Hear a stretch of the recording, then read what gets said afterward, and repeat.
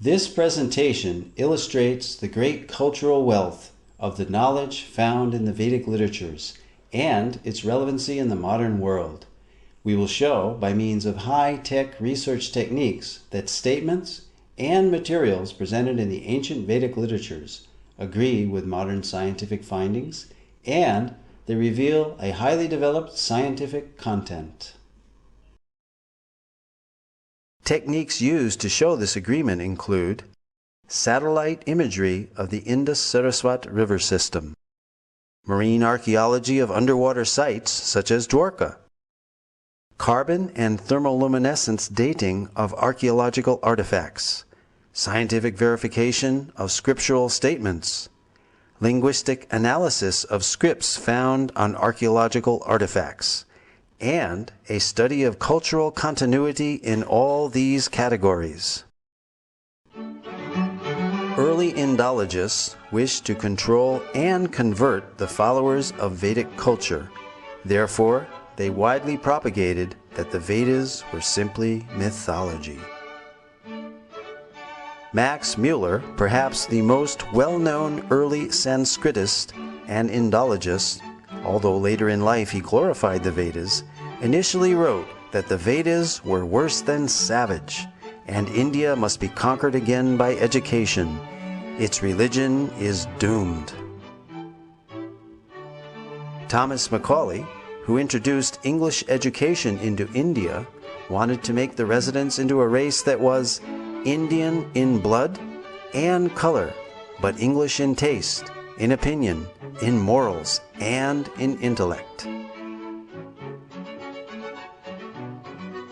However, the German philosopher Arthur Schopenhauer stated that the Sanskrit understanding of these Indologists was like that of young schoolboys. These early Indologists devised the Aryan invasion theory, denying India's Vedic past. They taught that the English educational system is superior. They intentionally misinterpreted Sanskrit texts to make the Vedas look primitive, and they systematically tried to make Indians ashamed of their own culture. Thus, the actions of these Indologists seems to indicate that they were motivated by a racial bias.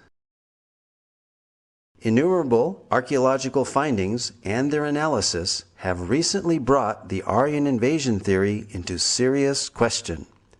This theory is still taught as fact in many educational systems despite much contrary evidence. The Aryan invasion theory is that the Vedic Aryans entered India between 1500 and 1200 BCE. They conquered the native Dravidian culture by virtue of their superiority due to their horses and iron weapons.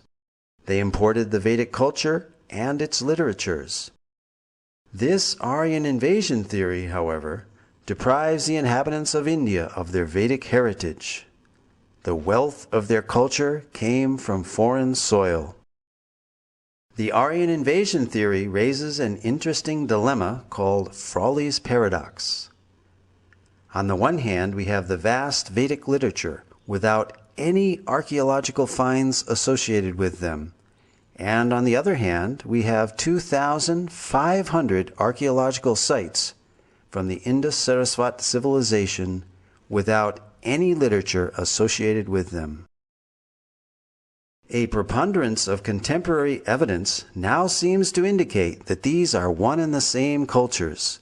This certainly eliminates this paradox and makes perfect sense to an unbiased researcher. Facts which cast serious doubt on the Aryan invasion theory are: there is no evidence of an Aryan homeland outside of India mentioned anywhere in the Vedas. On the contrary, the Vedas speak of the mighty Saraswati River and other places indigenous to India. To date, no evidence for a foreign intrusion has been found, neither archaeological, linguistic, cultural, nor genetic. There are more than 2,500 archaeological sites, 2/3 of which are along the recently discovered dried-up Saraswati River bed. These sites show a cultural continuity with the Vedic literature from the early Harappan civilization up to the present-day India. Several independent studies of the drying up of the Saraswati River bed all indicate the same time period of 1900 BCE. The significance of establishing this date for the drying up of the Saraswati River is that it pushes the date for the composition of the Rig Veda back to approximately 3000 BCE, as enunciated by the Vedic literature itself. The late dating of the Vedic literatures by Indologists is based on speculated dates of 1500 BCE for the Aryan invasion and 1200 BCE for the Rig Veda, both now disproved by scientific evidence. Max Muller, the principal architect of the Aryan invasion theory, admitted the purely speculative nature of his Vedic chronology, and in his last work, published shortly before his death, The Six Systems of Indian Philosophy, he wrote, "Whatever may be the date of the Vedic hymns, whether 1500 or 15,000 BCE, they have their own unique place and stand by themselves in the literature of the world." It can be scientifically proven that the Vedic culture is indigenous through archaeology, the study of cultural continuity, by linguistic analysis, and genetic research. For example, the language and symbolism found on the Harappan seals are very Vedic. We find on these seals the Om symbol, the leaf of the Asvata or holy banyan tree, as well as the swastika or sign of auspiciousness, mentioned throughout the Vedas. Om is mentioned in the Mundaka and Katha Upanishads, as well as the Bhagavad Gita. The holy Ashvata tree is mentioned in the Aitareya and Satapatha Brahmanas, as well as the Taittiriya Samhita and Katyayana Smriti. The pictorial script of these Harappan seals has been deciphered as consistently Vedic and termed Proto-Brahmi as a pre-Sanskrit script. This piece of pottery from the lowest level of Harappan excavations with pre-Harappan writing is deciphered as Ila Vartate Vhara, referring to the sacred land bounded by the Saraswati River, described in the Rig Veda. Additionally, other archaeological finds are culturally consistent, such as the dancing girl, whose bracelets are similar to those worn by women of northwest India today, and the 3 stone Shiva lingas found in Harappa by M.S. Vats in 1940. The worship of the Shiva linga is mentioned in the Mahanarayana Upanishad of the Yajur Veda and is still ardently practiced today. The Vedas were maligned by early Indologists because of their disagreement with their Eurocentric colonialist worldview, a view which produced and depended on the Aryan invasion theory. The fact that the Aryan invasion theory has been seriously challenged recently by scholars and Indologists adds credence to the Vedas as viable, accurate, and indigenous sources of information. Using modern scientific methods such as satellite imagery and dating techniques, it can be shown that the ancient statements of the Vedas are factual, not mythical as widely propagated.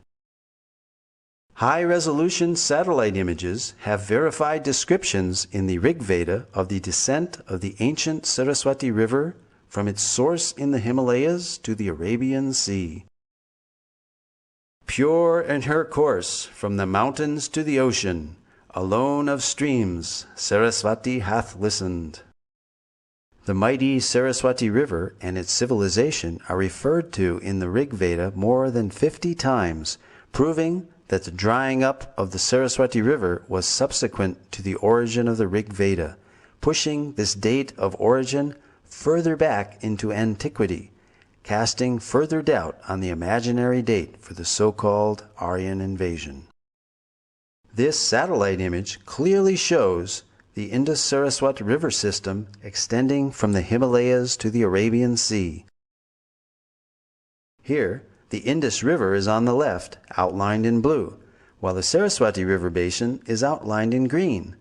The black dots are the many archaeological sites or previous settlements along the banks of the now dry Saraswati River. The drying up of the Saraswati River around 1900 BCE is confirmed archaeologically. Following major tectonic movements or plate shifts in the Earth's crust, the primary cause of this drying up was due to the capture of the Saraswati River's main tributaries, the Sutlej and the Dristadvati, by other rivers. Although early studies based on limited archaeological evidence produced contradictory conclusions, recent independent studies, such as that of archaeologist James Schaffer in 1993, showed no evidence of a foreign invasion in the Indus-Saraswat civilization and that a cultural continuity could be traced back for millennia. In other words, archaeology does not support the Aryan invasion theory.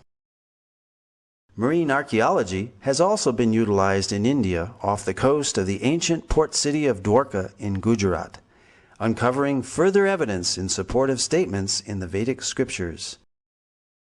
An entire submerged city at Dwarka, the ancient port city of Lord Krishna, with its massive fort walls, piers, wharves, and jetty, has been found in the ocean as described in the Mahabharata and other Vedic literatures.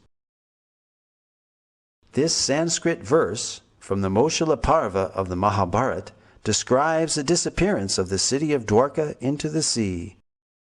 After all the people had set out, the ocean flooded Dwarka, which still teemed with wealth of every kind. Whatever portion of land was passed over, the ocean immediately flooded over with its waters.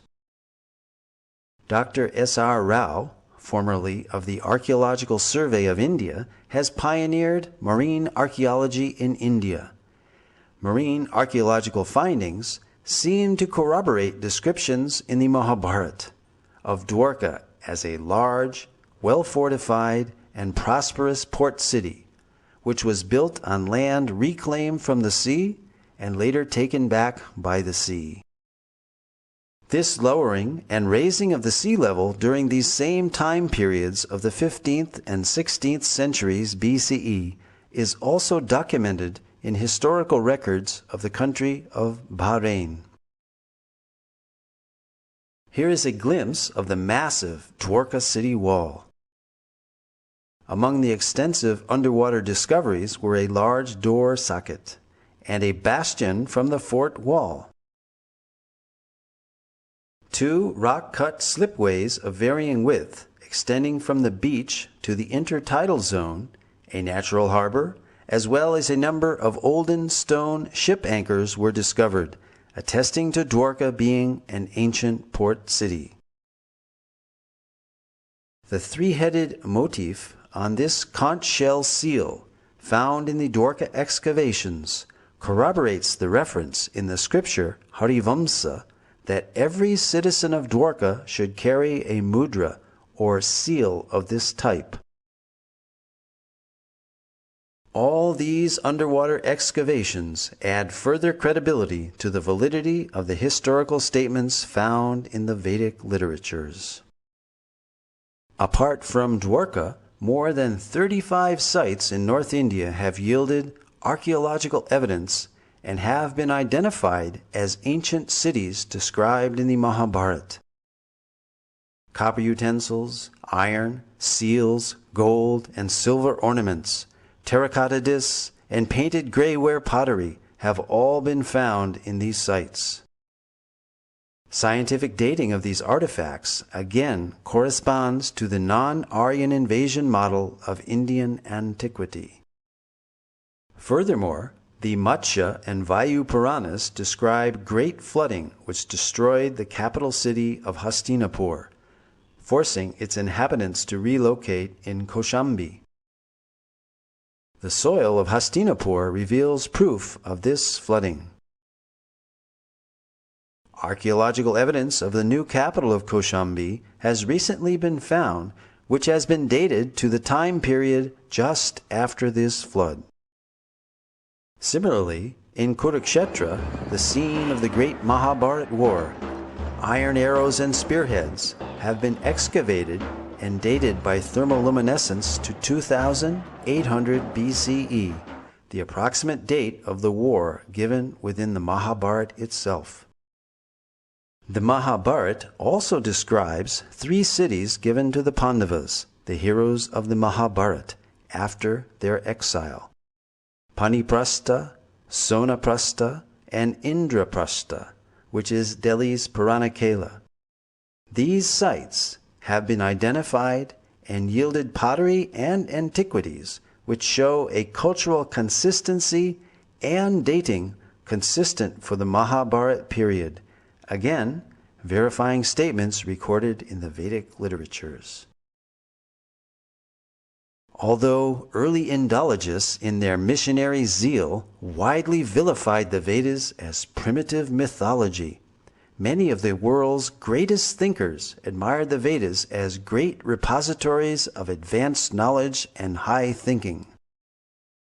Arthur Schopenhauer, the famed German philosopher and writer, wrote that I encounter in the Vedas deep, original, lofty thoughts, suffused with a high and holy seriousness.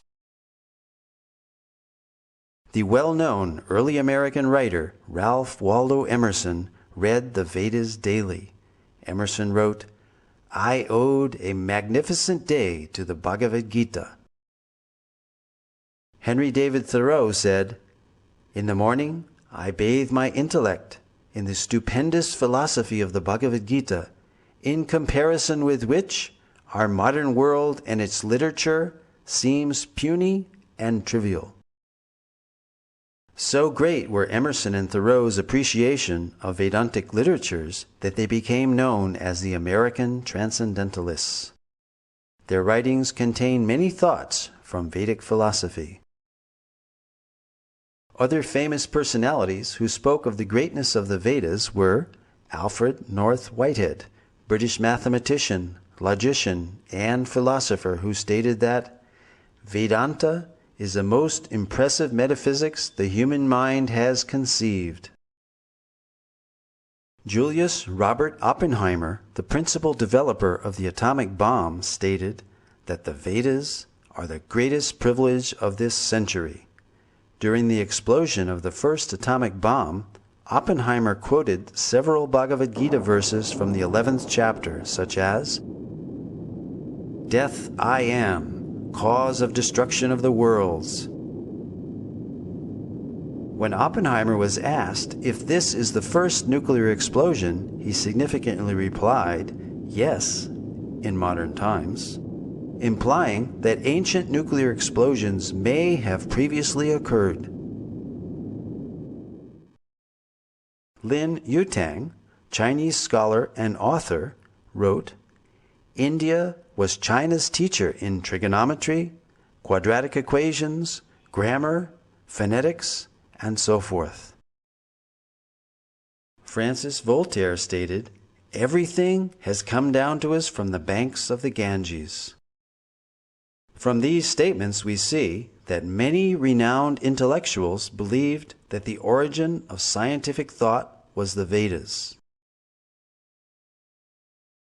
The Vedic literatures contain descriptions of advanced scientific techniques, sometimes even more sophisticated than those used in our modern technological world. Modern metallurgists have not been able to produce iron of comparable quality to the 22-foot-high Iron Pillar of Delhi, which is the largest hand-forged block of iron from antiquity. This pillar stands as mute testimony to the highly advanced scientific knowledge of metallurgy that was known in ancient India.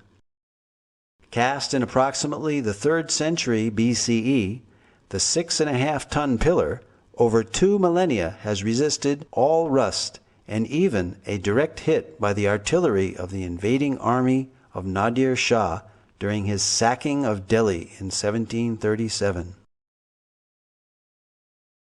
Vedic cosmology is yet another ancient Vedic science which can be confirmed by modern scientific findings, and this is acknowledged by well-known scientists and authors such as Carl Sagan and Count Maurice Maeterlinck, who recognized that the cosmology of the Vedas closely parallels modern scientific findings.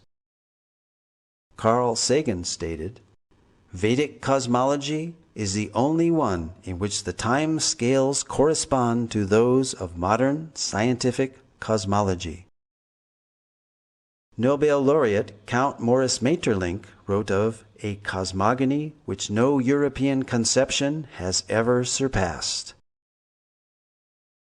French astronomer Jean-Claude Bailly corroborated the antiquity and accuracy of the Vedic astronomical measurements as more ancient than those of the Greeks or Egyptians, and that the movements of the stars calculated 4,500 years ago does not differ by a minute from the tables of today. The 90-foot-tall astronomical instrument known as Samrat Yantra, built by the learned king Suwai Jai Singh of Jaipur, measures time to within 2 seconds per day. Cosmology and other scientific accomplishments of ancient India spread to other countries along with mercantile and cultural exchanges. There are almost 100 references in the Rig Veda alone to the ocean and maritime activity. This is confirmed by Indian historian R.C. Majumdar, who stated that the people of the Indus-Saraswati civilization engaged in trade with Suma and centers of culture in Western Asia and Crete. An example of these exchanges is found in the inscriptions on the Heliodorus column, erected in 113 BCE by Heliodorus, a Greek ambassador to India and convert to Vaishnavism, as well as the 2nd century BCE coins of Agastocles, showing images of Krishna and Balaram. These artifacts stand testimony that Sanatana Dharma predates Christianity. This also confirms the link between India and other ancient civilizations such as Greece, and shows that there was a continuous exchange of culture, philosophy, and scientific knowledge between India and other countries. Indeed, the Greeks learned many wonderful things from India. Voltaire, the famous French writer and philosopher, stated, "Pythagoras went to the Ganges to learn geometry."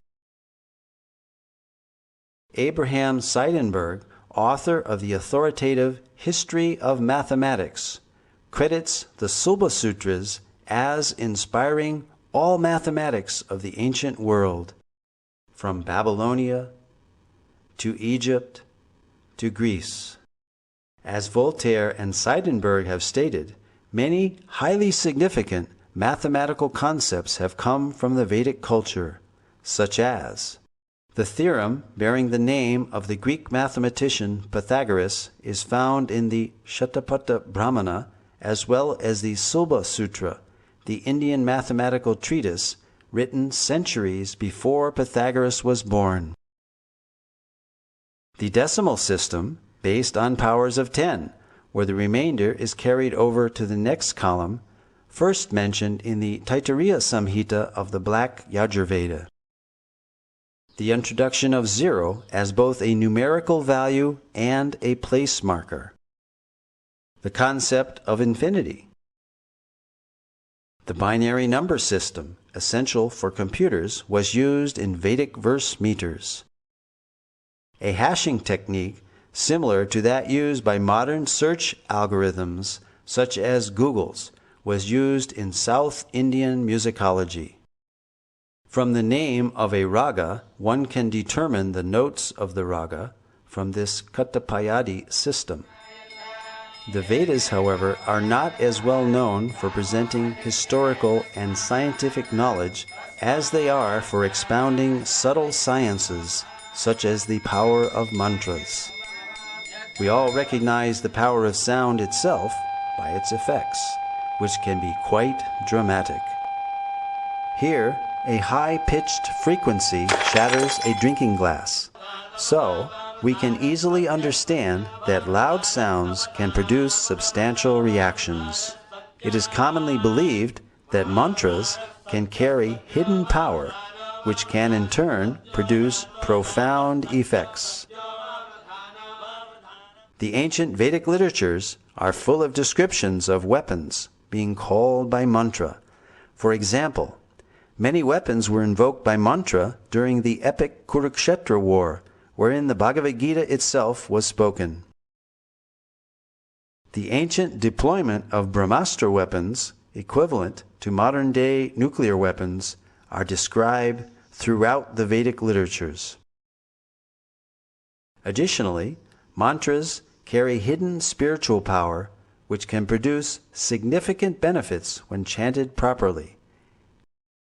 Indeed, the Vedas themselves are sound vibrations in literary form and carry a profound message. Spiritual disciplines recommend meditational practices such as silent meditation, silent recitation of mantras, and also the verbal repetition of specific mantras out loud. A clinical test of the benefits of mantra chanting was performed on 3 groups of 62 subjects, males and females of average age 25. They chanted the Hare Krishna Maha Mantra 25 minutes each day under strict clinical supervision. Results showed that regular chanting of the Hare Krishna Maha Mantra reduces stress and depression and helps reduce bad habits and addictions. These results formed a PhD thesis at Florida State University. Spiritual practitioners claim many benefits from mantra meditation, such as increased realization of spiritual wisdom, inner peace, and a strong communion with God and the spiritual realm. These effects may be experienced by following the designated spiritual path. Most of the evidence given in this presentation is for the apara-vidya, or material knowledge of the Vedic literatures. The Vedas, however, are more renowned for their para-vidya, or spiritual knowledge, and even superior is the realized knowledge of the Vedic rishis or saints, that which is beyond the objective knowledge of modern science, knowledge of the eternal realm of Sat, Chit, Ananda, eternality, blissfulness, and full knowledge. But that is another presentation. For further information, please visit our website, www.gosai.com.